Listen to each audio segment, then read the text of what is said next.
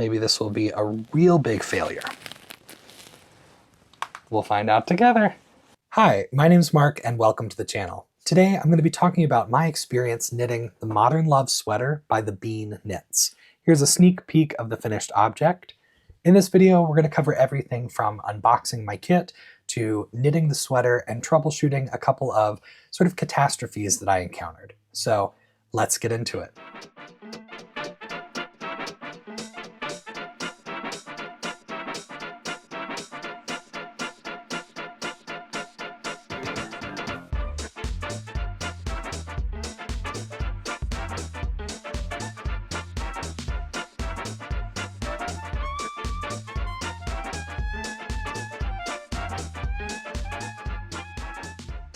For those of you who sometimes ask, what sweater am I wearing in a video? This is the Lighthouse Keeper from Lindsay Fowler, and the pattern is featured in her book, Salt and Timber.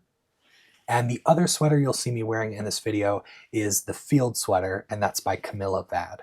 Both of those sweaters will be linked below in the description box, in case you're interested in making them. All right, let's get started here.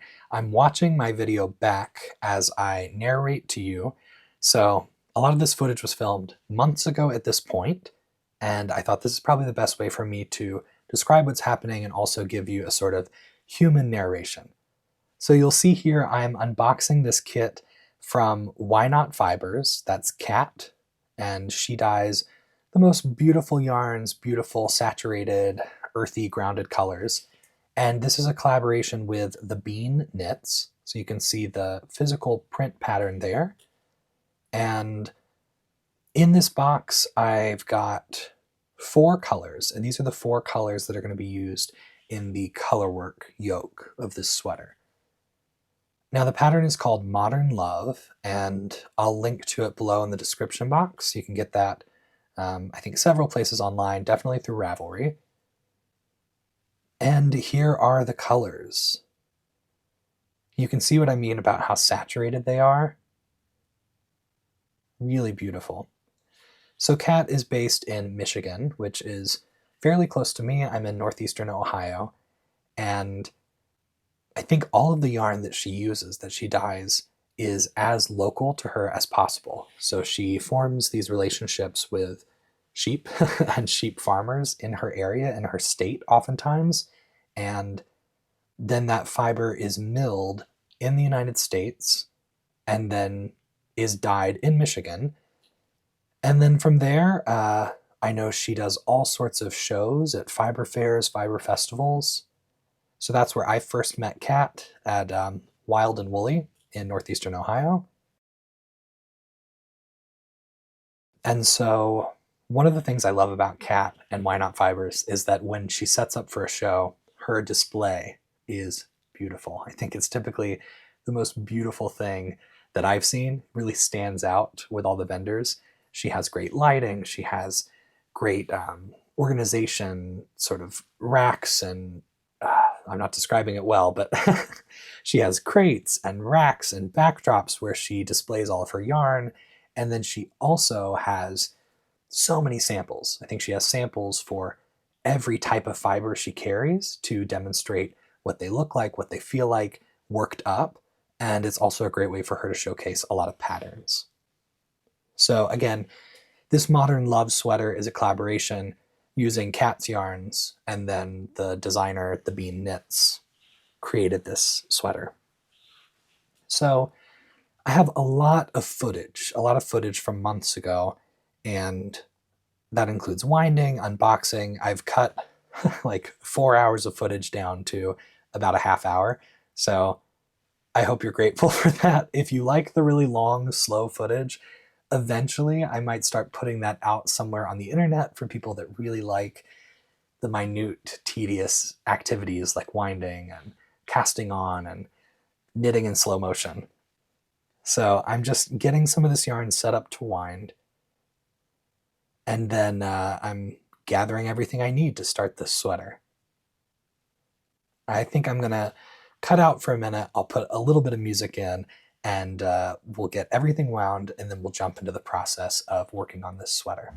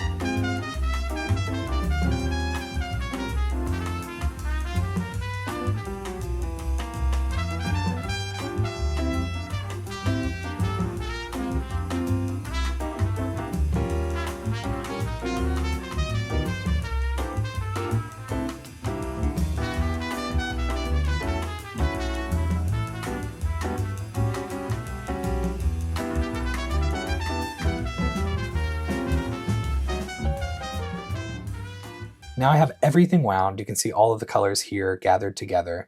And I showed earlier in the video, I'm pairing all of this with a shade from Woolstock, Gravel Road, that I'm using for the body of the sweater. So now I'm picking out a few markers. I love my little marker case. It's from Tagalongs or My Tagalongs. It's linked. It's linked in another video. I'll try to link it here as well in case you like this case for notions.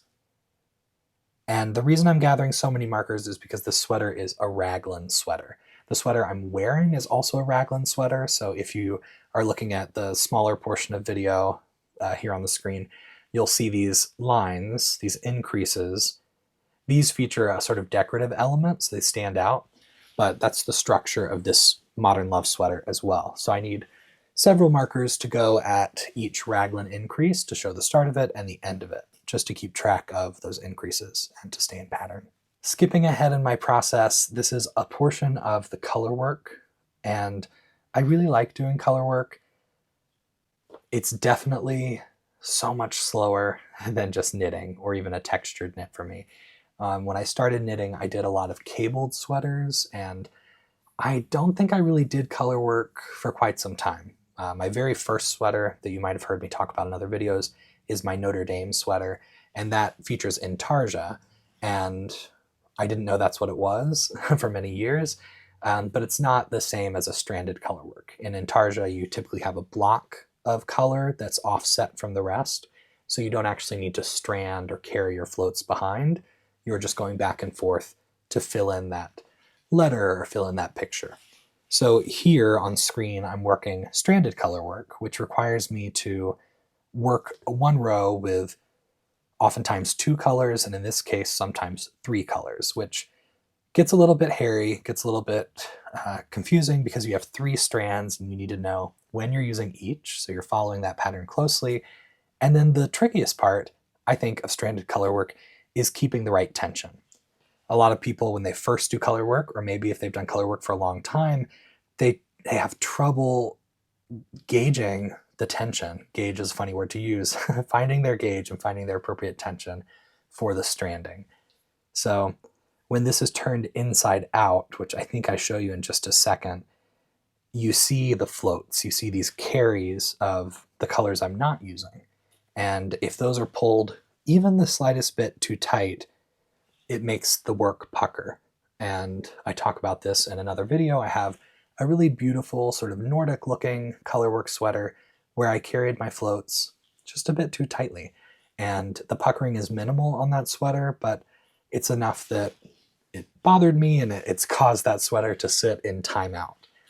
And I might get back to it, I might not, we'll see. I'll do something with it. I'll either finish it and give it away, or I will pull back or repurpose so that I'm happy with the finished product. So you can see here, a chunk of the color work is finished. I like this pattern that it's a really modern idea, modern setting of this color work. And I think this is a great sweater that works for a unisex garment. Some sweaters have a very feminine feel, and people don't necessarily elect to make those for sons, husbands. I think that clothing should feel much more fluid than a lot of people allow it to be. But I get if you have a preference, if you don't want to wear something that's too bright or too saturated or too loud or busy of a print. So I think this is a great example of color work that feels angular, modern, and fresh. So I've skipped ahead to a further point in my progress with this sweater, and I think I'm on my final color of the 4 featured in the yoke. And for this color work, I think when I got to my final color and I'm tapering the arrows, the V's, I have so much space in between each point that I started to use a little bit of ladder back jacquard. And I think Richard asked me from the comments if I would eventually demonstrate how I do ladder back jacquard, and I will. I'm filming lots of little tutorials and teaching moments that I will start to release on the channel, so that'll definitely be something I do. If you're already somebody who does ladder back jacquard, you know what a great tool it is so that you can avoid having to catch your floats so often. especially if you're using a dark color and you don't want it to show through the front of your work. If you haven't used ladder back, I think it's a great technique. It's not that complicated. It just feels a little bit like double knitting, but only one stitch at a time when you get to those ladder back moments. All right, at this point, I'm taking my progress and I'm scooting all of my stitches onto barber cord. If you haven't seen or used stitch savers or barber cord before, it's just a narrow tube of silicone that slips onto the tip of your needle, sort of suctions, so that you can then slide your stitches right off the needle and onto this stitch saver or silicone cord. And I think it really speeds up the process of transferring your work to scrap yarn or putting it on hold, which then allows you to try things on, to spread the stitches out. You can get an idea of whether your floats are too tight or not. You can get an idea of the sizing of whatever you're making. Or if you need to block something and you want to block midway, you could put it on Stitch Saver and block, and you don't have to worry about your needles or cords or whatever you're using being saturated. All right, so I'm just spreading this out, which will give you a better idea of what the yoke looks like at this point. And I'm taking my time spreading it out. Don't mind me. So you'll see here the neck.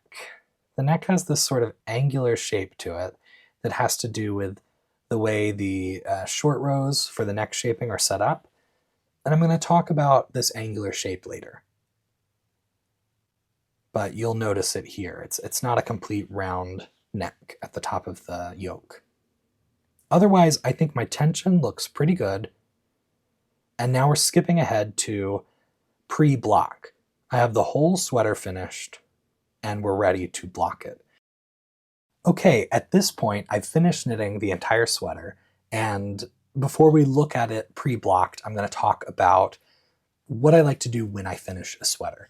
If you watched my halibut sweater video from a couple weeks ago, the Caitlin Hunter design, navy sweater, sort of light gray, oatmeal halibut all over it, I talk about wet blocking and I show that process. So if you have no clue what I'm saying and you haven't seen that video, go open it up. You can watch it and come back, or you can watch it after this video if you're still curious. So I really like to do a wet block. That is, when I finish a garment or project, whatever it is, I like to take it and soak it, submerge it completely in water, tepid water, and then I add a little bit of wool detergent or wool wash. There are lots of specific detergents for wools. You can buy them from craft stores, you can find them online, or you could use just a little bit of dish soap, or you can just use water. And the idea, the point of this wet block, in my opinion, and the reason I do it, is to allow the fiber to get back to its original state, for the fiber to bloom, for the fiber to saturate fully with water, and then take its shape as it dries. So whatever yarn I'm using has been manipulated to some extent. Some yarns have been manipulated more or have been living in this manipulated state for longer. Depends on what you're using and how long you let it sit before you used it. Meaning, if the yarn I get is in a hank, sort of loosely gathered in a yarn store or in a factory or a warehouse, and then I wind it, when I wind that yarn into a cake or a ball, it's got a lot of tension on it. So you'll see that the strands thin out a little bit. They get stretched and they lose a bit of their squish and loft. So I like to wet block.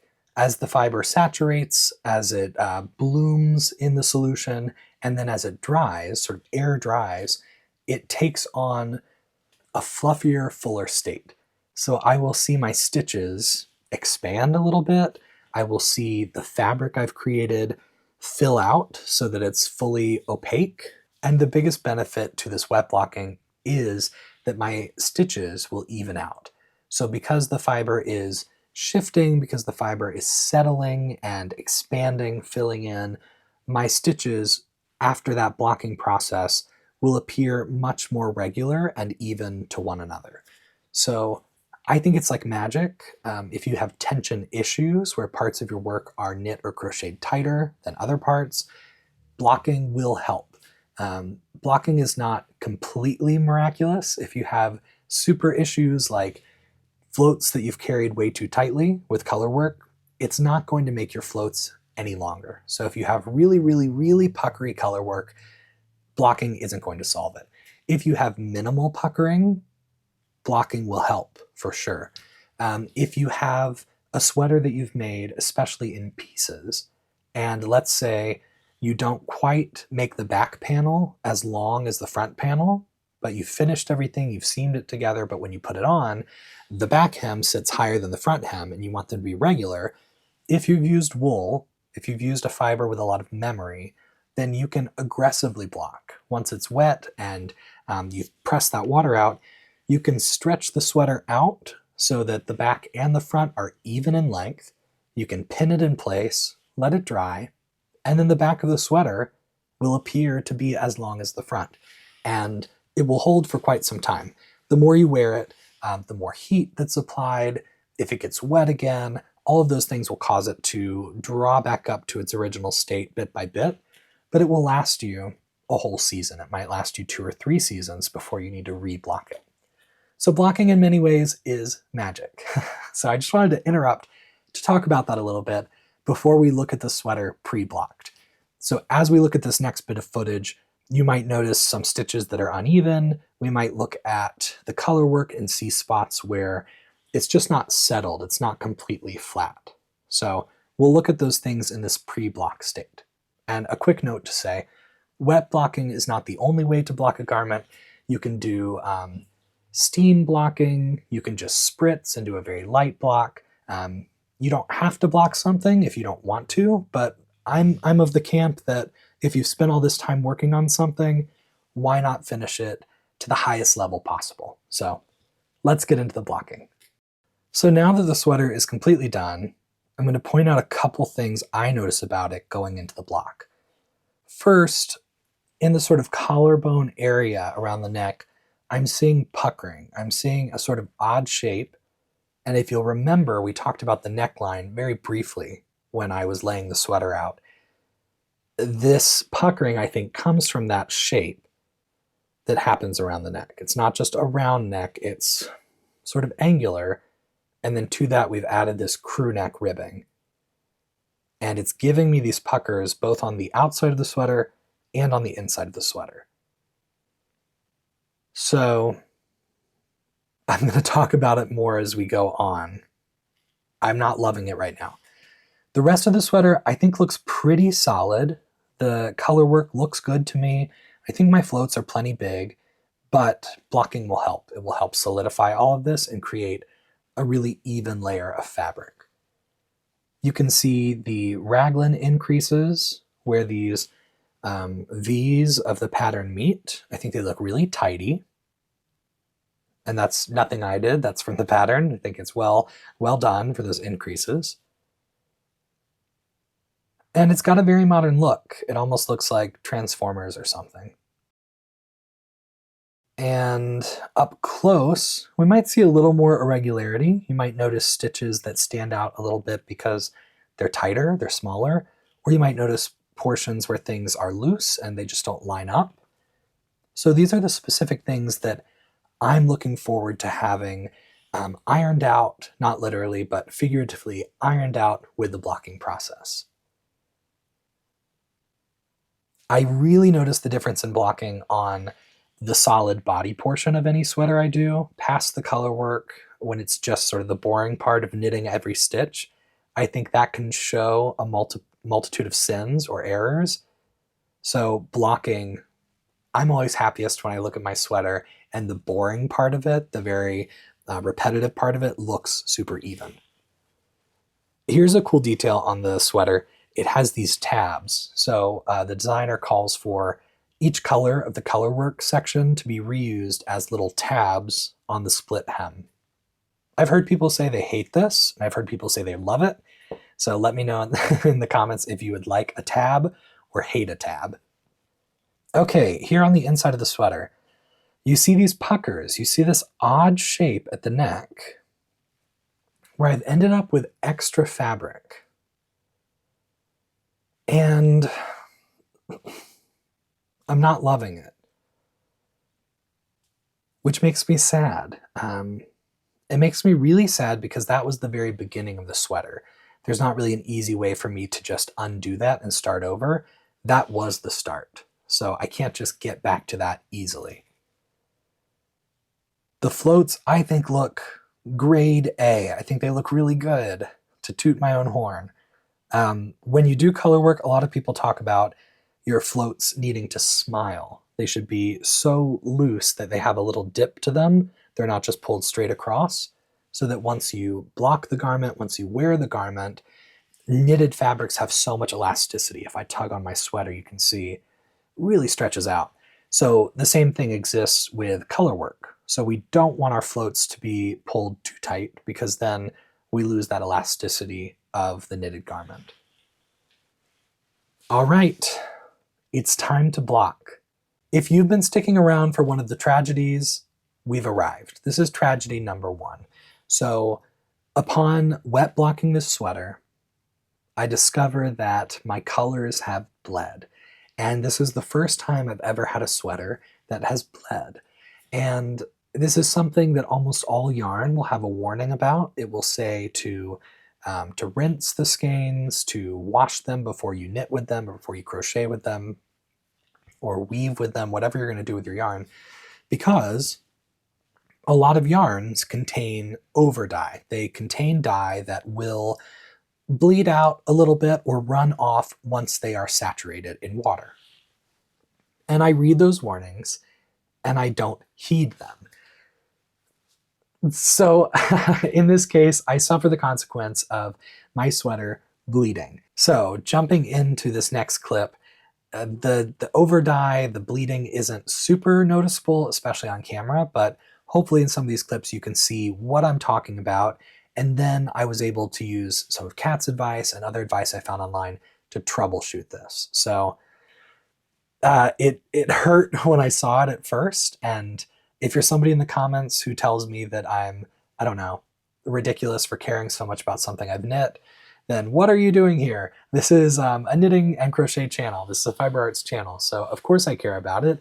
And, you know, go watch something you care more about if you don't understand where I'm coming from with this. But I hope if you're watching this, then you are the right sort of audience that has found this video and you understand. If you've invested sometimes hundreds of dollars in supplies and maybe hundreds of hours in working on a project, then you care about it. You care about the outcome. So all of that to say, it's not life or death. I know that, but in the moment, this is sort of a catastrophe. So first time I've had a sweater bleed, and let's look at it, and I'm going to talk through all of the things I did to try to troubleshoot this. Here we go. So Big Cat has been super generous to guard this sweater as I'm laying it out to dry. I don't think the color bleeding is super noticeable in this shot because the whole sweater is wet. The whole thing is saturated right now. And you can just see how I've laid it out with the aim for it to take on a nice even finish. And there's Big Cat being super helpful, super thoughtful, super big. Super Cat, there he is. Okay, so the sweater dries, excuse me, and as I look at it, I notice the bleed, and I'm concerned. If you see spots that look like hovering shadows, they're not hovering shadows, they're bleed. And because the sweater is a sort of oatmeal color, it hasn't dramatically changed its appearance, but here in the underarm you can probably see some pink, some tinting, where the deepest shade of red has transferred. So what I should have used is a color catcher. You can see them here. What I did use immediately was some stain remover to try to re-soak this. So skipping forward now to a clip of me in real time.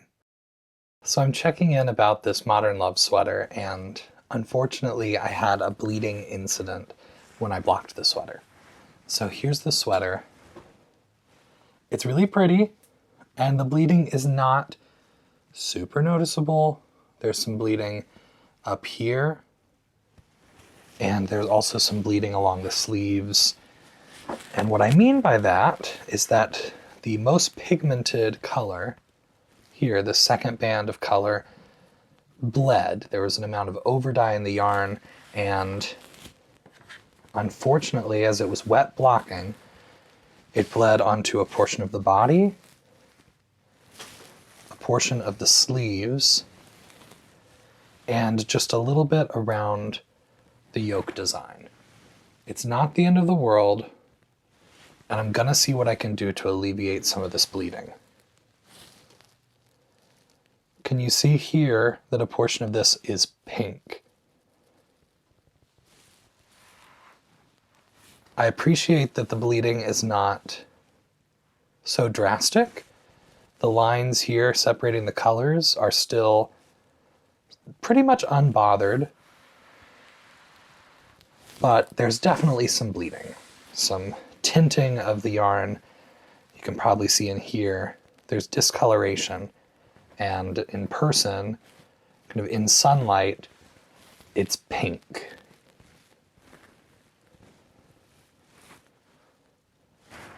And fortunately, I've never had yarn bleed before. I've never dealt with this, so it was a little bit shocking when I checked in on this project after letting it soak, but it's not the end of the world.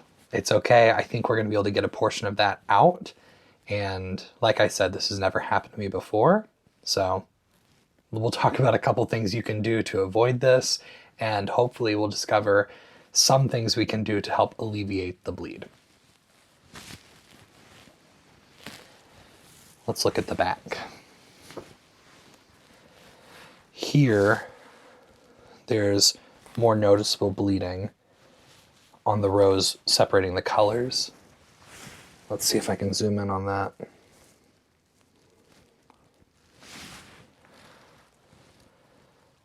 It really doesn't look terrible on camera. You may say, yeah, I can see what you're talking about, or you may say, no, I don't even notice the bleeding, which is good. I think that's a good place to be, that it's not so terrible.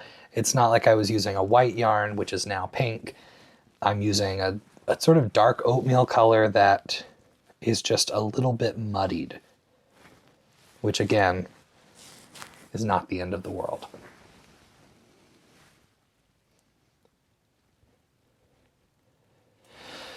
Okay, so you may yell at me through the camera, through the screen. I'm gonna try to hit the targeted areas with a little bit of dish soap. This is something that I read in a forum with knitters. It might have been a Facebook group, or it might have been on Ravelry in one of the forums. So we're gonna try to target some of these pink areas. And again, if they don't look pink to you at home, then that's great. It means the bleeding isn't terrible. But in person here, as I move this back and forth, I can see an area that is tinted from the bleed. So we're going to go into any of the affected areas with some dish soap. Initially, when this came out of its bath, I targeted those areas with a little bit of stain remover, which I think helped a bit. So if the dish soap doesn't do much, I'll probably come back with another round of stain lifter and see what I can do. This is a non-superwash wool, meaning that I can't agitate it and I can't get it too hot because I'll risk the possibility of it felting, where it shrinks and comes together into a really solid fabric.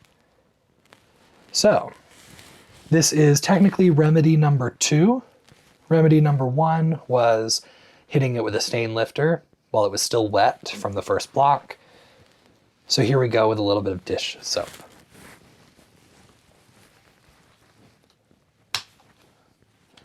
And it's not even opened yet.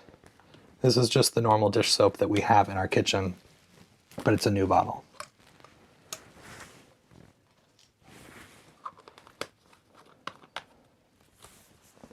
I'm gonna get a washcloth to help apply this. All right, I have a dry washcloth and a damp washcloth to try to get some of this dish soap absorbed. Okay, I'm gonna start at the top, right in the yoke.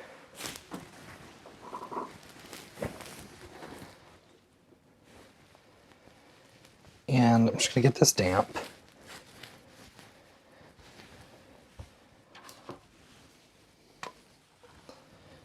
Oh God. Oh my God. Okay, I put way too much on. But I think that's the gist. I don't want to agitate this too much, so I'm really just dabbing at the top. And whatever I read recommended that I set some dish soap onto these affected portions and leave this overnight to sit. After that, I'll rinse it out and see if it helps lift any of that color. Okay, it's really not bad on the back yoke. Let's scoot up and see if we have other noticeable portions. There's something here. This time I'm going to go on to the rag, the washcloth, and then do some dabbing. Oh, I hope this helps a little bit. Again, not the end of the world if it doesn't. But it would be nice. There's a bunch right in here, unfortunately. Kind of all over the front.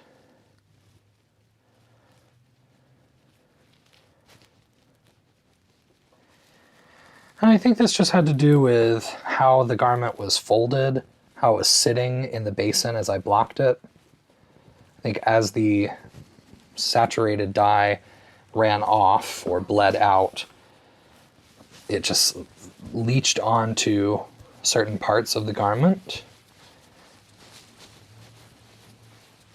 So unfortunately, the bleeding is in a very random pattern. It's not that the whole sweater has been tinted pink. It's just certain parts were hit with the runoff of that saturated color. Earlier I was talking about color catchers, and then I think I stopped talking, or maybe I think I'll edit that part out. Something that has been recommended to me is to use a color catcher. I had never used color catchers before, but I bought them immediately. I went to the store and picked them up when I was experiencing this bleed. They were very inexpensive, and it's a box that looks like dryer sheets, but they are color catchers. And I think the purpose is that they help absorb extra dye. So if you're washing something for the first time that runs any risk of bleeding onto other garments, you can put a color catcher in that load of laundry or in that basin, wherever you're doing the washing. And I think the color catcher is meant to catch and absorb all the extra dye so that it doesn't bleed onto other parts of a garment, like it did in this case, or so that it doesn't turn everything in the washer a different color. As I put the soap in, it does cover up the pink parts, so it makes me hopeful that maybe letting this dish soap sit overnight will help lift some of the bleed. I'm going to leave that to sit overnight. We'll check back in and I will rinse to see if we can get some of that color, some of that over dye out. So fast forwarding in this process, after I let the sweater sit overnight, I started to rinse out the sections with all the dish soap. And I don't know what I was expecting, but obviously I couldn't just target that area to rinse it out. The dish soap foams and bubbles like crazy. It takes quite a bit of water to get that out. So I ended up taking the whole sweater down to the kitchen. I cleaned out the sink and then sprayed everything down. And I took the sweater and I put it over a sort of dish drying rack that I have. And I used the hose setting on my nozzle, and I sprayed kind of to get as much of that soap and as much of the over dye that might still be there out. So I sprayed, probably for like 20, 30 minutes to get the soap out and to get as much of the bleed out if I could. I mean, I didn't really know what I was doing, but all of this to say I can't put the sweater in the washing machine. If this were a superwash sweater or an acrylic sweater, I could put the whole thing in the washing machine and just run it for a cycle. But because this is a non-superwash wool, I can't do that. The agitation and any heat would felt it completely. It would shrink and become a really thick, super solid piece of fabric. And I didn't want that. I would rather have a sweater with a little bit of bleed than have a completely ruined project. So after rinsing the sweater for about 30 minutes, I put it in the sink to re-soak. And so essentially I had to do the blocking process all over again because I had to get all this soap out of the sweater. So I put it in, this time with a color catcher. And the color catcher was featured earlier. I think I talk about it a little bit in the clip that you just saw. Looks like a dryer sheet. They're very inexpensive. You can get them at the grocery store, you can get them online. And the idea is that it will absorb any extra dye, any over dye that's coming off in the soaking process, or you can use it in the laundry. So I let everything soak, this time with a color catcher, and fortunately, there wasn't much overbleed or overdye. And what little there was, I think, did absorb into the color catcher, which is great. It did its job. But essentially, I think any of the bleeding that was going to happen happened on that initial soak. So fortunately, when I took it all out and pressed the water out, laid it out to block, laid it out to dry again, I do think I was able to lift the color. There might be sort of minimal spots that have a little bit of tinting still, but I don't think it's noticeable at all to the naked eye, which is great. So that's the big solution to this bleeding experience. So if you experience bleeding of any of your garments when you're soaking them or washing them for the first time, I would say go in gently with a stain remover, but for me, the most effective thing was to apply a pretty thick layer of dish soap. So that could be Dawn dish soap. I used Mrs. Meyer's dish soap. So whatever you have, I think that sort of strong grease-fighting soap is what helped get the color out. So I'd recommend that if you run into an issue. If it's something that is priceless or super special and heirloom, spot test it. Go in slowly. I don't want to make a recommendation that ruins something you have, but if it's something you're willing to try, that would be my recommendation. The next clip we skip to shows my catastrophe number 2. And I'm being dramatic. If you know me, if you've watched these videos, you've learned by now that I'm dramatic. And I consider this a sort of catastrophe, and it is a catastrophe of fit.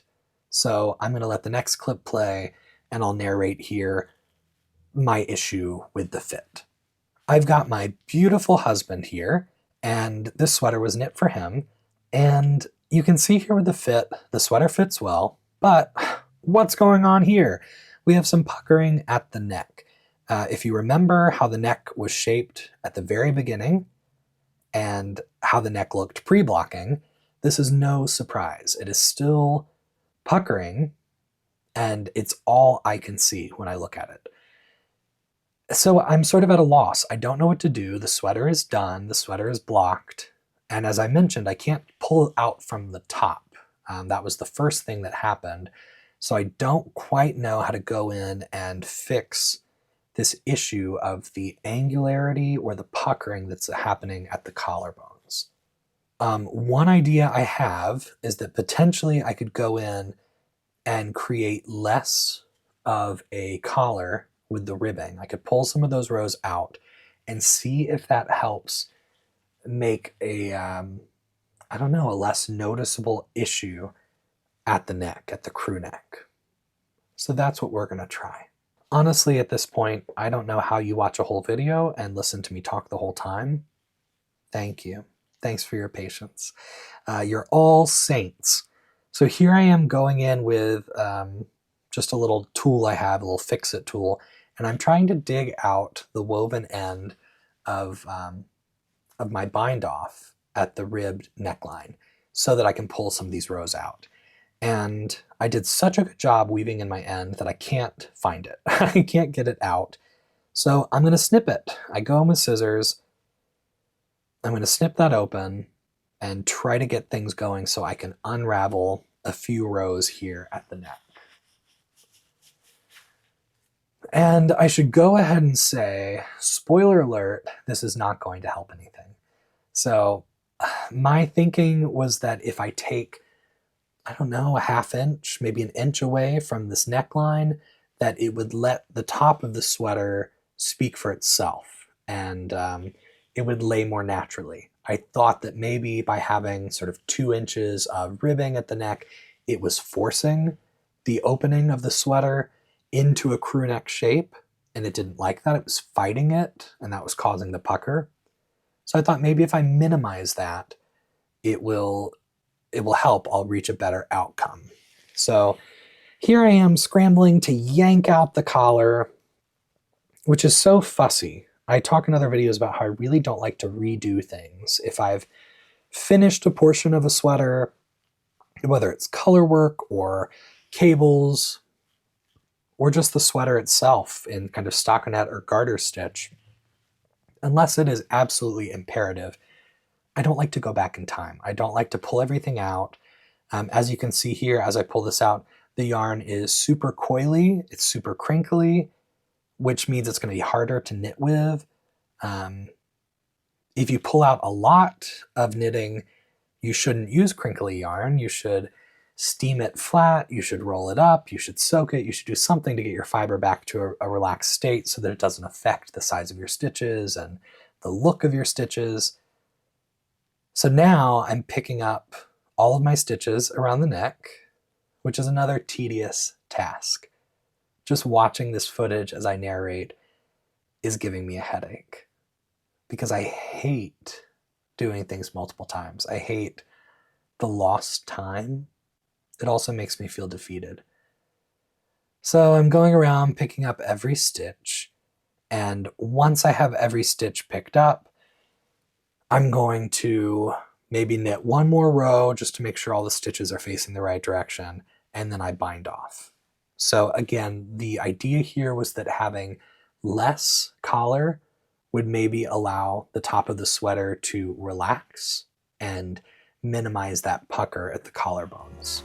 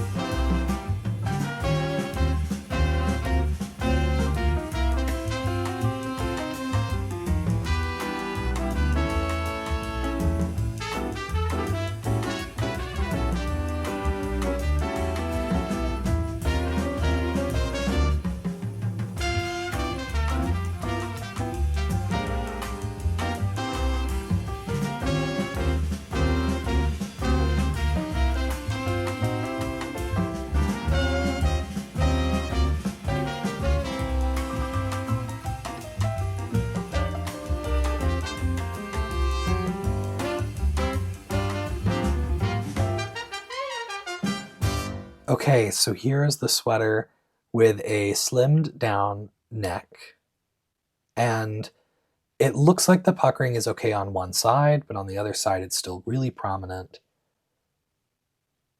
So I just don't know what to do. I don't know what to do to make a solution that I'll be happy with.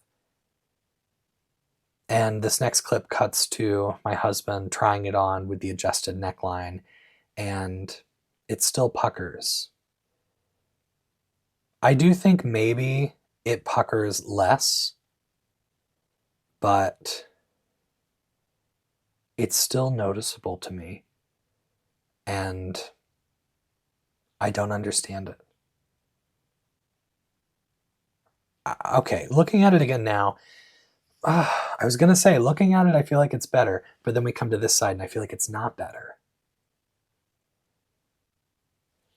I don't know. I don't know why there's so much extra fabric. So I followed the pattern, I followed the instructions, and here are my thoughts. I think that potentially in a smaller size, this would be less noticeable.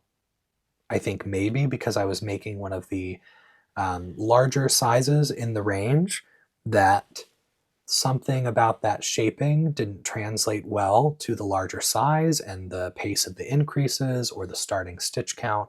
And so I ended up with these puckers, these extra pieces of fabric. And as I said 10 seconds ago, I just don't know what to do about it. So right now, that's the sweater. That's my solution. I love the yarn. I loved working with Kat's yarn, the Why Not fibers, but I don't like this part of the pattern. The rest of the pattern was great. The color work chart was great, straightforward, easy to follow. The rest of the shaping, the armhole depth, the sizing for the sweater, it all looks really good and it was really accurate. It was really easy to do, but I don't like these puckers. So if you have an idea, let me know. Part of me wonders if I could go in and do a different type of ribbing or a different type of finishing at the neck. I can't just take the ribbing away completely because the sort of mouth, the top of the sweater, looks ragged and it's much too big, it's much too open without any sort of collar. So I need a collar of some sort. So if you have an idea of a solution, let me know. Let me know what might work here. And just to make it more clear, I'm going to draw out a sketch of what this neckline looked like, and I'll show you. So here's my terrible sketch. Don't mind the top one. This bottom one here, the top portion of it is the back of the neck, and then it comes forward, then it juts down and has a very square front. So this is what was prescribed at the very beginning of the knitting process, that you cast on sort of the back portion stretching across, and then you do short rows where you increase these side portions, and then you drop down and you connect them across the front. So I don't know, something about that sort of seashell look, it does not match, in my mind, the crew neck. And at the end of the sweater, you pick up stitches along and you make a circular crew neck. So I just don't think they match up. And in this wool, in this non-superwash wool, they definitely don't merge well. The two ideas don't compromise to create an even fabric. They're fighting, and I have that puckering. So as you can tell, I'm concerned, I'm stressed about posting this. I don't want this to be a super gripey video, and I don't want it to be something negative that just rags on the pattern or the designer. I think the rest of the design is really great. I just don't like this detail. I don't appreciate the outcome of this, especially because it's right by the face. And that's where people go when they look at you in your sweater. It's going to be noticeable first thing. So if you can help me, let me know. Let me know if you have an idea, and maybe I can go back in, take the ribbing out completely, and figure out something that works a little bit better with the neckline of this sweater. So that is my experience with the Modern Love sweater, and an example of one of my experiences with Why Not Fibers, with Kat's yarns. The fiber, go try it, please. If you see Kat at a fiber fair, tell her hello.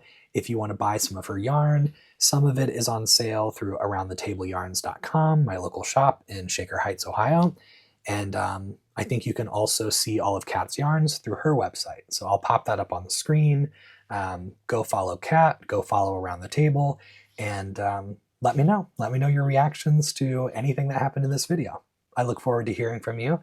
Happy knitting, happy crocheting, happy crafting, and I'll see you in the next one. Bye.